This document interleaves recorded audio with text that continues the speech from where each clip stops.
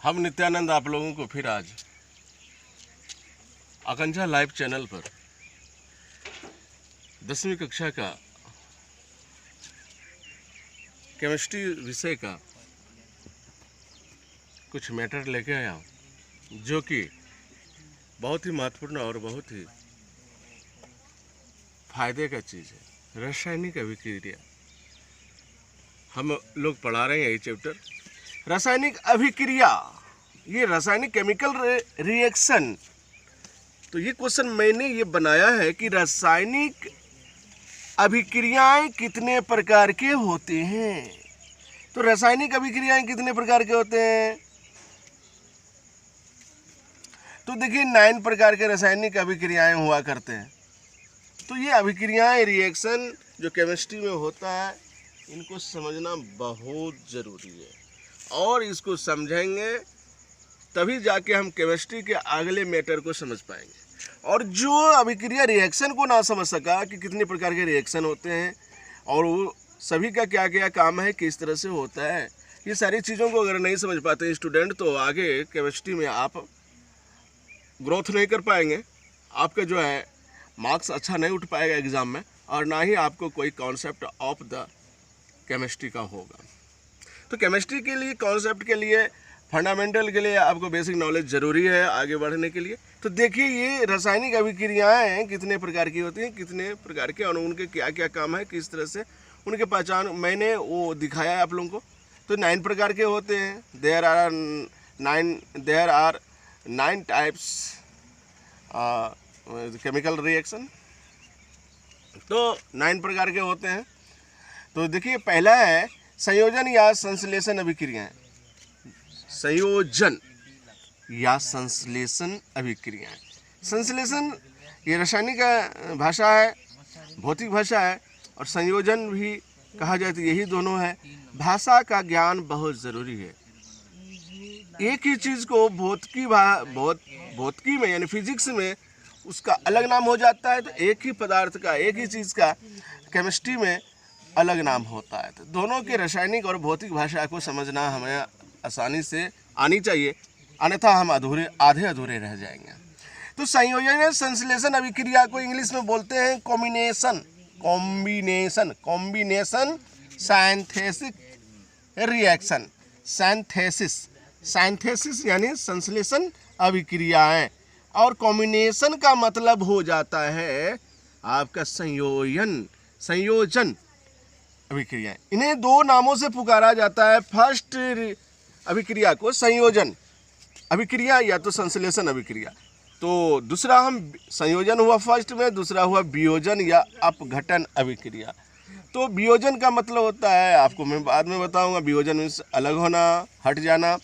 तो ये अपघटन का भी अलग होना, मतलब टूट जाना।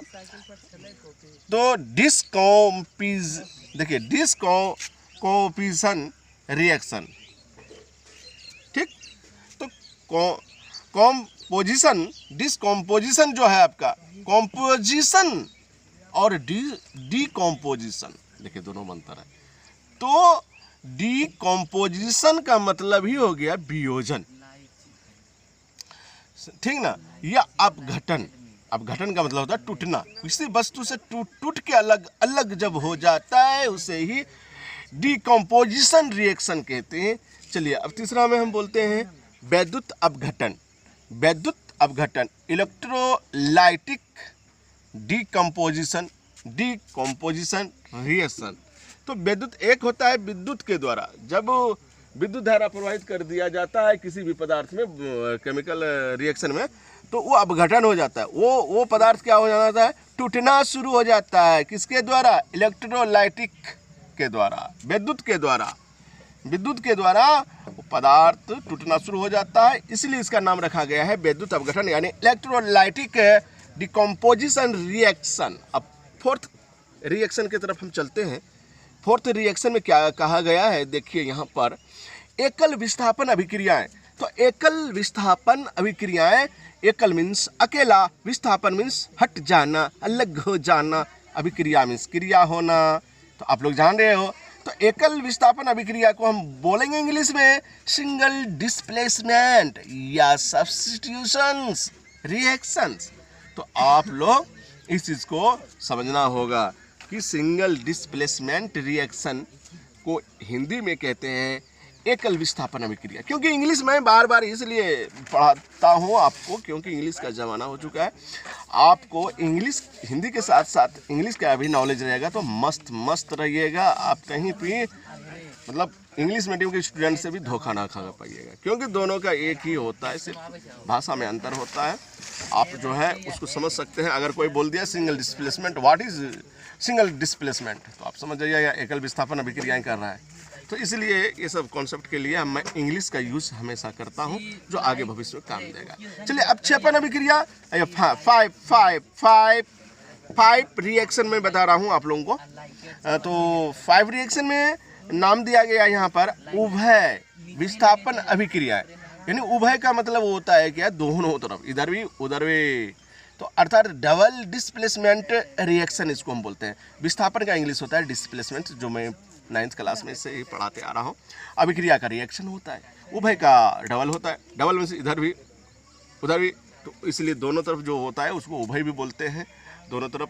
तो उसको डबल इंग्लिश में बोलते हैं डबल डिस्प्लेसमेंट रिएक्शन, जो आप लोग जान रहे हो।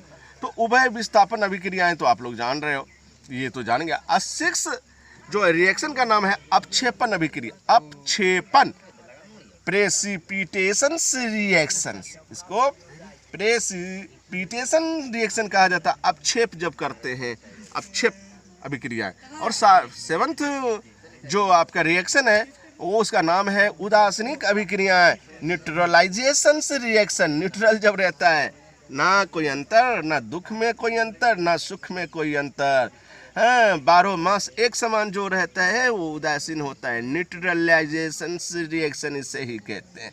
कोई प्रभाव ना पड़ना, धूप गर्मी वर्षा से, दुख सुख से कोई अंतर ना पड़ना, जिसे वो उदासीनी अभिक्रियाएं के लगभग समान होता है, उसका नेचर ये है। इसको इंग्लिश में बोलते हैं उदासीनी अभिक्रिया को न्यूट्रलाइजेशन रिएक्शन। चलिए प्रकाश रासायनिक अभिक्रियाएं, ये 8th जो है प्रकाश रासायनिक अभिक्रियाएं जो है फोटो केमिकल रिएक्शंस, इसको क्या बोलेंगे, फोटो केमिकल्स रिएक्शन। और 9 में बोलेंगे ऑक्सीकरण अवकरण अभिक्रियाएं, ऑक्सीडेशंस, देखिए रिड्यूसन, ठीक ना, और रिएक्शंस। तो ऑक्सीकरण अवकरण, ऑक्सीडेशन, ऑक्सीकरण को इंग्लिश में बोलते हैं, बहुत मस्त आपका रिएक्शन है। ऑक्सीकरण को इंग्लिश में ऑक्सीडेशंस बोलते हैं, और अवकरण अभिक्रिया को बोलते हैं रिड्यूशंस रिएक्शंस। तो आप इतना 9th तक आप लोग जान गए, ठीक ना। तो ये सब रिएक्शन होता है। तो मैं संयोजन या संश्लेषण अभिक्रिया किसे कहते हैं ये बताने जा रहा हूँ। जिस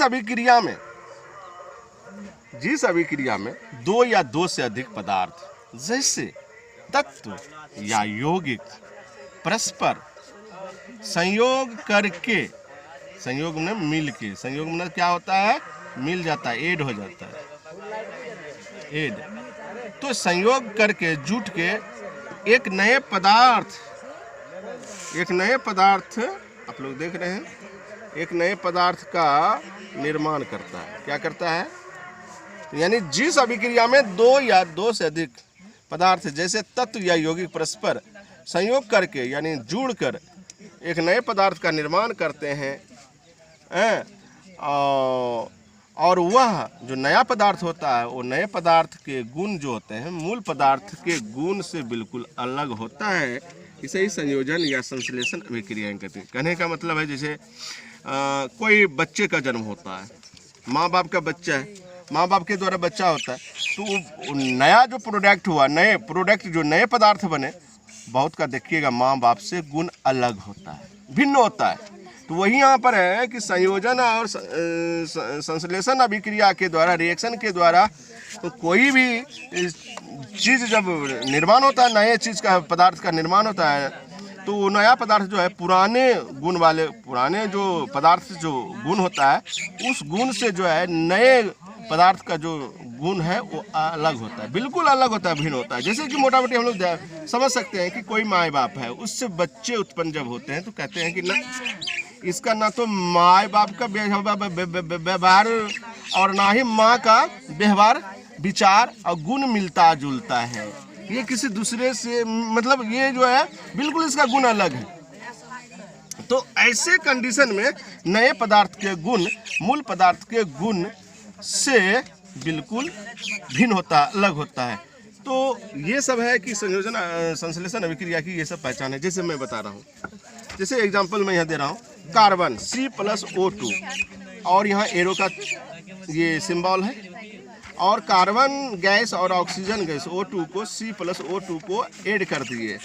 किस विधि किस अभिक्रिया के द्वारा? ये आपका एग्जांपल है संयोजन या संश्लेषण अभिक्रिया के द्वारा कार्बन गैस और ऑक्सीजन गैस को दोनों को जोड़ने के बाद CO2 दोनों को मिला दिए तो CO2 बन गया। कार्बन अलग था तो कार्बन था, ऑक्सीजन अलग था तो ऑक्सीजन गैस शुद्ध ऑक्सीजन गैस था, लेकिन दोनों को जो मिला दिए ऐड कर दिए तो CO2 कार्बन डाइऑक्साइड हो गया और धुआं बन के ऊपर चला गया आकाश की ओर।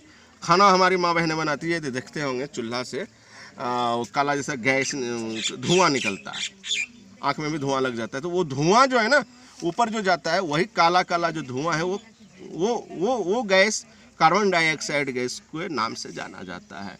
तो चूल्हा से निकलने वाले धुआं जो होते हैं कौन सा गैस कहलाता है?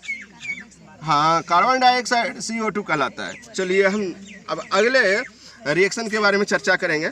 वियोजन या अपघटन अभिक्रिया किसे कहते हैं? तो अभियोजन या अपघटन अभिक्रिया किसे कहते हैं? तो इसको इंग्लिश में आपको डेफिनेशन दे रहा हूँ। जिस अभिक्रिया में किसी यौगिक के बड़े अणु जिस अभिक्रिया में यौगिक के बड़े अणु के टूटने से बड़े अणु के टूटने से हम बोले ना अपघटन, पहले भी बोले थे अपघटन में से होता है टूटना, अलग होना, वियोजन में से अलग होना।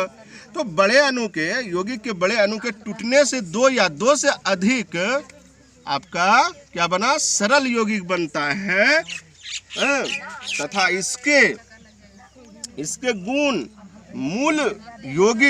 मूल कंपाउंड जो होता है, पहले का जो यौगिक है कंपाउंड है उसके गुण से बिल्कुल भिन्न हो जाता है।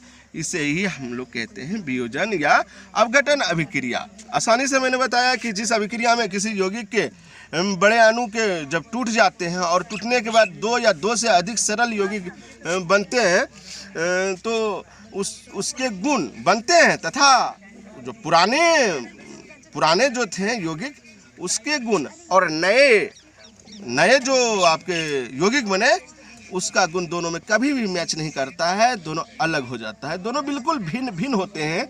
और इस अभिक्रिया को, इस रिएक्शन को ही वियोजन या अपघटन अभिक्रिया कहते हैं। इसको इंग्लिश में हम डिकम्पोजिशन रिएक्शन भी कहते हैं। चलिए इसका एग्जांपल हम दे रहे हैं। जैसे कि यौगिक है आपका, यौगिक की बात यहाँ पर किए हैं, हम कंपाउंड का बात किए हैं। तो जैसे CaCO3 कैल्शियम कार्बोनेट, Ca से कैल्शियम, CO2 CO3 एक रेडिकल है। आप लोग रेडिकल के बारे में बताए थे 9th में भी, बहुत अच्छा केमिस्ट्री ढंग से हम बताते जा रहे हैं ताकि आप लोग को स्टेप बाय स्टेप आपको लाइफ में काम दे। आधा अधूरा पढ़ाई मेरा कभी भी कर्तव्य नहीं बना है, आप लोग को अच्छा से पढ़ाने का कोशिश करते हैं ताकि हमको बाद में भी गाली नहीं दीजिएगा। खुद को दीजिएगा गाली लगेगा, हमको नहीं दीजिएगा, क्योंकि जो मैटर छुआ है मैंने उसको क्लियर किया है, आपको समझाने का हमेशा कोशिश किया है और तत्पर आज भी हूँ। और आप लोग भी मेहनत कीजिए तो लाइफ में सही समय पर सही जगह पर सेटल हो जाइएगा। चलिए तो देखिए ये यौगिक है आपको कंपाउंड है, तो ये CaCO3 तो यौगिक की बात है। तो कैल्शियम कार्बोनेट है, इस कैल्शियम कार्बोनेट को क्या किए, इसको जो हीट किए, गर्म किए, तो ये एरो है, एक यौगिक है। यौगिक को हम कुछ नहीं किए, आग पर रख दिए, तवा होगा घर में, गैस पर तवा रख के और CaCO3 को रख दीजिएगा। CaC बाज़ार में मिलता है कैल्शियम कार्बोनेट, तो कहीं भी लैब में या मेडिकल की दुकान में मिल सकता है आपको CaCO3 है। तो कैल्शियम कार्बोनेट लाइएगा और उसको गैस के ऑन करके इसके बाद इसको तवा पर रख दीजिएगा, यानी बाय हीट ये हीट हो जाएगा। जब CaCO3 तो क्या क्या देखिए अलगाव होगा, इसमें क्या क्या अंतर होगा। वियोजन है तो अलग होगा ही, अपघटन है तो टूटेगा ही, इसमें भी डिफिनेशन में कहा गया है वियोजन या अपघटन अभिक्रिया में कि इस अभिक्रिया में जो बड़े यौगिक होते हैं उसके अणु, जो बड़े यौगिक होते हैं उसके अणु टूटने से जो है सरल अलग अलग दो यौगिक बन जाते हैं, और इसके पहले वाला जो यौगिक था उसका गुण और बाद में जो अलग अलग नया यौगिक बना उसका गुण बिल्कुल नहीं मिलता है, अलग होता है। तो देखिए कैसे नहीं मिलता है, बात सही है, नहीं मिलता है। CaCO3 कैल्शियम कार्बोनेट जो है आपका यौगिक है, कंपाउंड है, और इसको जो है हम गर्म कर दिए बाय हीट, गैस के ऑन करके, गैस को ऑन करके और इस तवा रख के गर्म CaCO2 रख दिए तवा पे और गर्म होता है। तो देखिए क्या हो जाता है, ये CaO कैल्शियम ऑक्साइड अलग हो गया, और इससे जो है आपको तवा पर ज़्यादा CaCO3 को रखिएगा ना भुनने से, तो क्या निकल जाएगा, CO2 यानी कार्बन डाइऑक्साइड ऊपर आकाश की ओर चला जाएगा धुआं बन के। तो इसी तरह आपको CaCO3 यौगिक को टूट जाता है वियोजन अपघटन अर्थात डिस्कम्पोजिशन रिएक्शन में, और जो है गर्म करने बाय हीट करने पर जो है CaO कैल्शियम ऑक्साइड बना और CO2 गैस जो है आपका बाहर हो गया। तो मैंने बताया कि भैया ये जो एरो है, कोई चीज़ अगर जिस माध्यम से ये टूटता है, कोई भी यौगिक CaCO3 मान लिया गर्म करने पर टूटा बाय, तो आपको हमेशा याद रखें ये एरो जो है, एरो के ऊपर या नीचे, ऊपर आपको जिस कंडीशन के द्वारा इसमें बदलाव हुआ या टूटा उसको यहाँ पर दर्शाना पड़ता है, इस एरो पर, इस तीर पर बाय हीट। तो गर्म के द्वारा गर्म किए तब तो CaCO3 टूटा, और टूटने के बाद CaO कैल्शियम ऑक्साइड बना, और इसके बाद इसका धुआं बन के CO2 ऊपर की ओर निकल गया। और ऊपर इसलिए निकला है, क्यों निकला है, इसका पहचान हम तीर का यहाँ दे दिए। तीर जब ऊपर की ओर जाएगा ब्लैक बोर्ड के ऊपर की तरफ, तो समझिए आकाश की तरफ जब तीर रहेगा तो ये गैस जो है वो उड़ के, ये गैस है और उड़ के ऊपर जा रहा है CO2। और ठीक इसी तरह से मैंने आपको समझाया CaCO3 कैल्शियम कार्बोनेट को जब बाय हीटिंग गर्म किए तो कैल्शियम ऑक्साइड निकला, CaO plus CO2 carbon dioxide आकाश की ओर धुआं बन के चला गया। इस तरह से ये मेरा आज जो रासायनिक अभिक्रिया है इनमें से दो को मैंने समझाया। इस तरह से आप लोग और आगे तैयारी कीजिएगा, देखिएगा, और इस तरह से मेरा चैनल देखते रहिए, रिवाइज कीजिए। जय हिंद, जय भारत।